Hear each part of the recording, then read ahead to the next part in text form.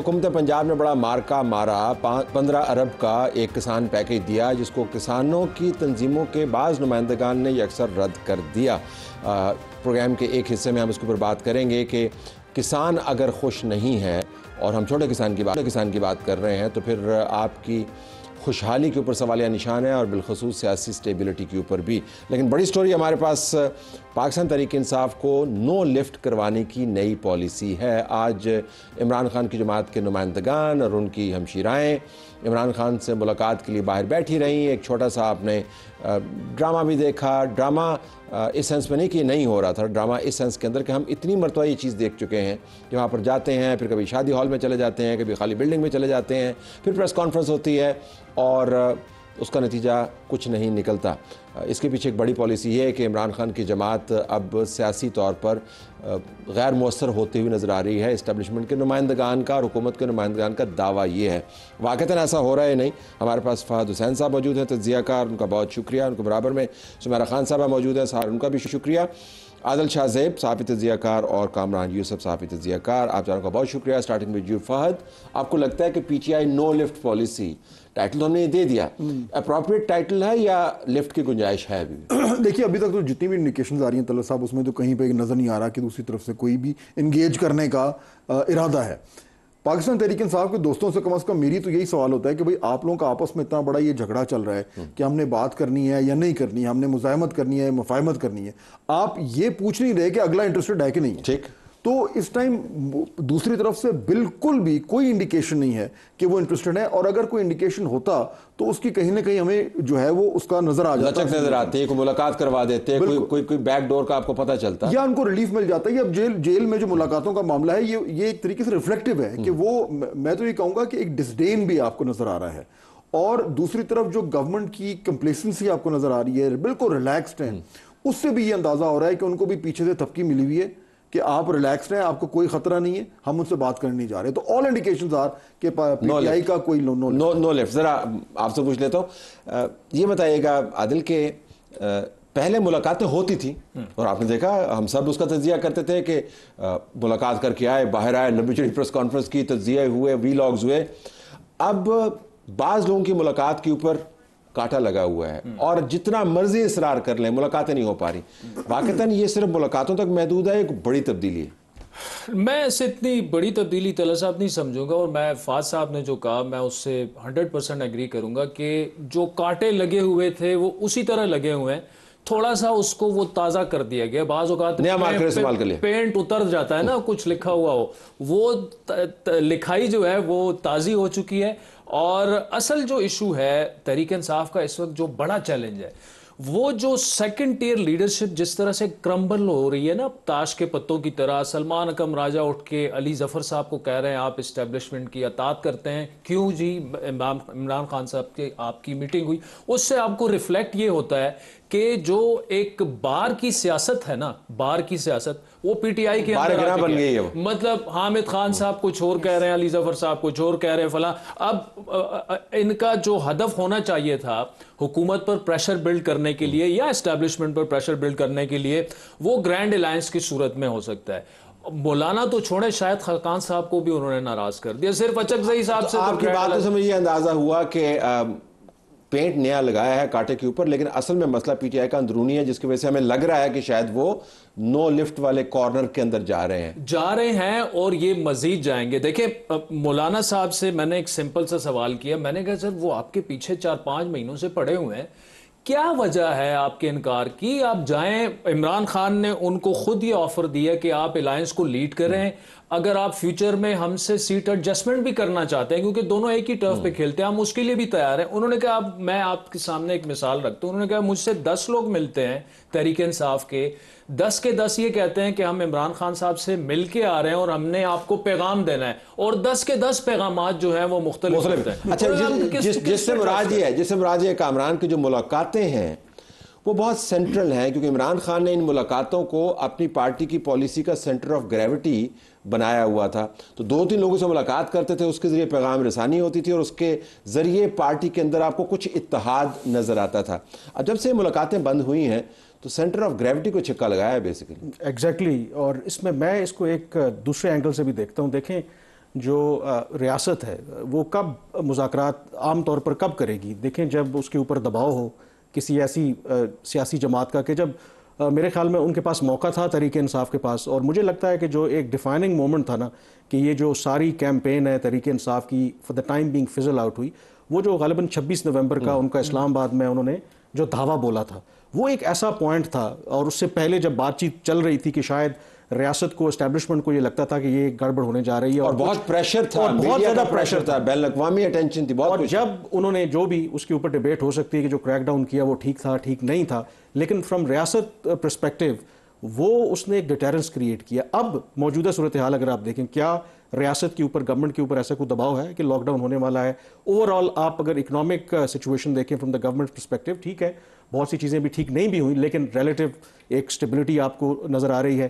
پھر international environment اگر آپ دیکھیں، ایک جو خطرہ تھا کہ واشنگٹن میں جو تبدیلی آئے گی اس کے بعد ہو سکتا ہے کوئی دباؤ آئے، لیکن اس کے بعد ہم نے جو چیزیں دیکھی ہیں کہ دورے بھی ہو رہے ہیں، چیزیں نارملائز۔ معیشت پر اور خارجہ پالیسی پر میں ابھی آ جاتا ہوں، آپ سیاست کا نقطہ جو ہے وہ اس کے اوپر رہتے ہیں۔ سیاست میرے خیال میں یہ راکٹ سائنس نہیں ہے کہ جو دوسرا فریق ہے وہ کیوں کر کے مذاکرات اس موقع کے اوپر کرے گا جب وہ بہت کمفرٹیبل ہے، اس کے اوپر اس طرح کا دباؤ نہیں ہے، اور یہ جب میرے خیال میں یہی صورتحال رہی تو بالکل آئی تھنک گیئر سوئچ کر رہے ہیں خارجہ پالیسی کے میدان میں۔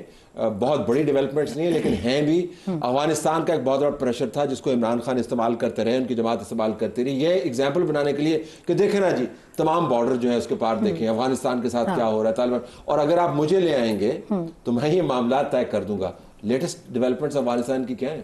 آئی تھنک افغانستان میں اب 19 اپریل کو جو ذرائع بتا رہے ہیں، 19 اپریل کو وزیر خارجہ اور نائب وزیر اعظم اسحاق ڈار جا رہے ہیں، اور بڑا یہ کروشل وزٹ ہے کیونکہ بلاول بھٹو زرداری کو بہت راضی کرنے کی کوشش کی گئی تھی کہ وہ کابل جائیں مگر وہ نہیں گئے، اس کا بڑا نیگیٹو امپیکٹ ایک آیا تھا جو بعد میں اب خیر وہ مانتے بھی ہیں نجی محفلوں میں کہ جانا چاہیے تھا مجھے بحیثیت وزیر خارجہ۔ ابھی یہ وزیر خارجہ اسحاق ڈار کا یہ وزٹ جو ہے یہ اپنے ساتھ بہت ان sort of insider stability for Pakistan and for Afghanistan, کیونکہ وزیر خارجہ پاکستان کا اگر کابل ایئرپورٹ پر اترے گا تو اٹس اے بگ میسج، اور افغانستان میرے خیال سے کہ if not entirely with cerebral impact اگر میں کہوں کہ دونوں طرف کی عوام کے ذہنوں پر ایک اثر ڈالنے کے لیے Dar is playing this card. اچھا، ڈار صاحب جو ہیں فہد ایز وی نو جو بھی سیاست کو کور کرتا ہے وہ ان کی خواہش ہوتی ہے کہ انسگنیفیکنٹ وزٹ نہ کریں، ان کے وزٹ میں سے کوئی چیز نکلے، کیونکہ ڈار جائے اور کچھ ہو نہیں تو خالی اڈاری نہیں وہ ماریں گے نا۔ سو ڈار صاحب کا جانا سگنیفیکنٹ کیونکہ پولیٹیکلی سینٹرل بھی بہت زیادہ ہے وہ۔ یہ بات ٹھیک ہے آپ کی، اور افغانستان سے زیادہ امپورٹنٹ ہمارے لیے کوئی اس ٹائم ایشو ہے نہیں، بہت ان ٹرمز آف جو ڈومیسٹک ٹیررزم ہو رہا ہے، اور دوسرا یہ کہ جو لارجر جیو پولیٹیکل گیم ہے دونوں حوالے سے، اور وہی ہماری کمزوری بنی ہوئی تھی۔ اور یہ بات انفارچونیٹلی ٹھیک تھی کہ جو اسٹریٹجک ڈیپتھ ہم ادھر دیکھنا چاہ رہے تھے انہوں نے ہمارے اینڈ پہ بنا لی تھی، so it was a failure at multiple levels.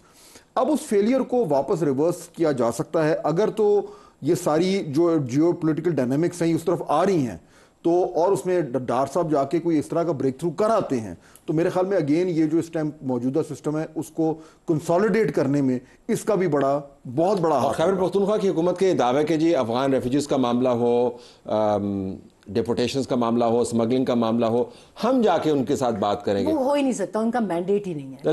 لیکن وہ ایک پبلک ڈسکورس میں تو تھا نا، تو اب وہ ڈسکورس کو بھی چھکا لگایا نا پھر۔ آپ یہ میرے خیال سے ایک بہت اممیچور قسم کا سٹیٹمنٹ ہے آن بہاف آف چیف منسٹر، اور جو ان کے ساتھ ان کے ایڈز ہیں ان کو سمجھ ہی نہیں آ رہی کہ پاکستان کے جس یوتھ کی ہم بات کرتے ہیں وہ اب اتنے بے وقوف نہیں ہے جتنا وہ سمجھ رہے ہیں۔ ان کو بھی پتہ یہ فیڈرل کا سبجیکٹ ہے، اگر فیڈرل پرمیشن نہیں دے گا تو بارڈر کراس کرنے سے پہلے ان کو اریسٹ بھی کیا جا سکتا ہے۔ ٹھیک ہے، ذرا سیاست کے اوپر تھوڑا سا فات اگر آپ مزید ریفلیکٹ کریں تو کیا آپ اس سے اتفاق کرتے ہیں کہ پی ٹی آئی کے پاس بیشتر مواقع تھے جس کے اندر وہ بارگین کر سکتے تھے لیکن اب وہ مواقع نہیں ہیں؟ سیاسی طور پر آپ نے کمپلیسنسی کا ذکر کیا، حکومت نے جواب دیتی ہے اس کے بعد خاموش رہتی ہے یا ان کو توا لگا لیتی ہے، یہ دروازے اندرونی خلفشار کی وجہ سے زیادہ بند ہو رہے ہیں ان کے لیے کہ ان کو فگر آؤٹ کر لیا جی کہ باپ کے دانے ختم ہو رہے ہیں؟ میرے خیال میں اندرونی خلفشار جو ہے جو وہ اس کی مینیفیسٹیشن ہے اس کی وجہ نہیں ہے، اصل وجہ یہ ہے کہ ان کے پاس جو ایک پالیسی کی کلیئرٹی ہے وہ نہیں ہے۔ عمران خان صاحب کو دو ڈس ایڈوانٹیجز اس ٹائم ہو رہی ہیں۔ پہلی چیز تو یہ کہ جو ان کا سب سے بڑا ویپن ہے، جو ان کی مقبولیت ہے، وہ چیک اس ٹائم کیش نہیں ہو سکتا، پہلی بات۔ दूसरी चीज़ ये कि जो उनकी फैसला साजी है उनकी जमात की, वो 110% डिपेंडेंट है खान साहब की तरफ। खान साहब हो गए हैं जेल के अंदर बंद, उनका जो कट ऑफ हुए हैं उससे उनके पास इंफॉर्मेशन तो आ रही है, लेकिन सेंस ऑफ द सिचुएशन वो कोई भी उनकी जगह उसको नहीं मिल सकती। वो तो उससे जो डिपेंडेंसी उनकी जमात की फैसले करने की वो कमज़ोर और कॉम्प्रोमाइज़ हुई है, उसकी वजह से और मज़ीद उनका जो इंटरनल स्ट्रक्चर है वो अनहिंज हो रहा है। जो आपने लफ्ज़ इस्तेमाल किया था सेंटर ऑफ ग्रेविटी, वो सेंटर ऑफ ग्रेविटी क्योंकि ना सिर्फ हिला है बल्कि वो वॉबल कर रहा है, उसकी वजह से पूरी की पूरी जमात वॉबल कर रही है। और पता नहीं चल रहा कि सेंटर ऑफ ग्रेविटी जा किस तरह, क्योंकि सेंटर ऑफ ग्रेविटी का मसला ये है आदिल के उसको खुद नहीं पता कि वो किस जगह के ऊपर खड़ा हुआ है। हमने ओवरसीज कन्वेंशन भी देखा, तो एक आपको एक स्ट्रेटजी नजर आती है कि ओवरसीज पाकिस्तानी इसको इंगेज करें, एक आपको स्ट्रेटजी नजर आती है कि जो अंदरूनी डिवीजन्स हैं उनको मजीद होने दें, नजर आए कि ये डिवीजन्स हैं। दूसरी स्ट्रेटजी ये है कि इमरान खान को मुकम्मल तौर पर आइसोलेट करें। तीसरी स्ट्रेटजी ये है कि जो बहनें जाके कहती थी कि हम आपको कह रहे हैं ये काम करें, इसको ख़त्म करें। फिलहाल तो आपको मौसर नजर आती है स्ट्रेटजी कि नहीं? नहीं, मौसर तो देखें, आपने एक ऐसी सियासी जमात, हम माने या ना माने लेकिन मकबूलियत उनकी अपनी जो हम तो मानते हैं, मैं तो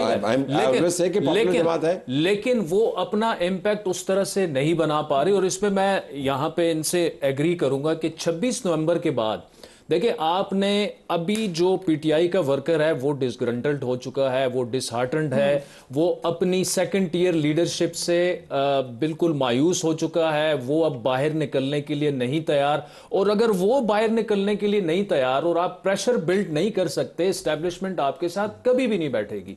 तो अगर तहरीक इंसाफ को इस वक्त अगर उनकी प्लेट में कुछ भी नहीं है, उसकी एक बड़ी वजह उनका अंदरूनी खिलफशार मैं समझता हूं, और साथ में ये सलाहियत कि जब आप प्रेशर बिल्ड करना उसकी सलाहियत से आप, मैं महरूम तो नहीं कहूंगा लेकिन वो आपकी 90% वैनिश हो चुकी है, आप ग्रैंड अलायंस बनाने में नाकाम हो चुके हैं, तो हुकूमत आपसे क्यों इंगेज करेगी। दूसरी बात यह है कि जब आपने गवर्नमेंट से इंगेज किया, आप फिर उससे पुल आउट कर गए मुज़ाकरात से, अब आपने 3 साल दीवार से टक्कर मारी, यानी एस्टेब्लिशमेंट से लड़ना जो है, जब देखिए कमरे में आप जा रहे हैं और दीवार से आपकी टक्कर लग जाए तो फिर आप दोबारा तो उस तरफ नहीं जाएंगे ना। हमारी मुल्क की तारीख ये रही है कि जब भी आप एस्टेब्लिशमेंट को हेड्स ऑन लेंगे तो आपको सियासी तौर पर आपकी पार्टी कमजोर। लेकिन आदिल अगर आप तज्जियाती तौर पर देखें तो एक बसा औकात हमें महसूस हुआ पिछले कई महीनों में कि इस्टेब्लिशमेंट को बैक फुट पे डाला। हम ये ना हम समझे कि उनकी स्ट्रेटजी उस वक्त कामयाब नहीं थी, सस्टेन नहीं कर पाए, ओवर प्ले कर दिया अपना हैंड और अपने आप को अंडरमाइन कर दिया। तो प्रेशर तो था, एक वक्त में प्रेशर था, लेकिन अपनी स्ट्रेटजीज की वजह से देखिए ना, 26 नवंबर जो है उसने जितना बड़ा डेंट डाला पीटीआई में, उतना एस्टेब्लिशमेंट या हुकूमत खुद नहीं कर पाई थी। उन्होंने खुद अपने आप के साथ जो भी किया है वो वही किया। देखें अब इस वक्त जब आप JUIC बात करें, देखें इस वक्त स्ट्रीट पावर जो और मौलाना की जो स्ट्रीट पावर है उसका जो कारकुन है वो पीटीआई का कारकुन नहीं है, वो घर वापस जाने वाला कारकुन नहीं है। तो और JUI ये समझती है कि इस वक्त इमरान खान जेल से निकलना चाहते हैं हर सूरत में, और उसकी कुंजी जो है वो मौलाना साहब के पास है। तो मैं क्यों वो कुंजी इस वक्त इस्तेमाल करूं, क्योंकि पता नहीं जो कुंजी उनके पास है उसका ताला वही है या नहीं है। मेरे ख्याल में ताला भी तब्दील हो सकता है, कुंजी उनके पास हो लेकिन ताला तब्दील हो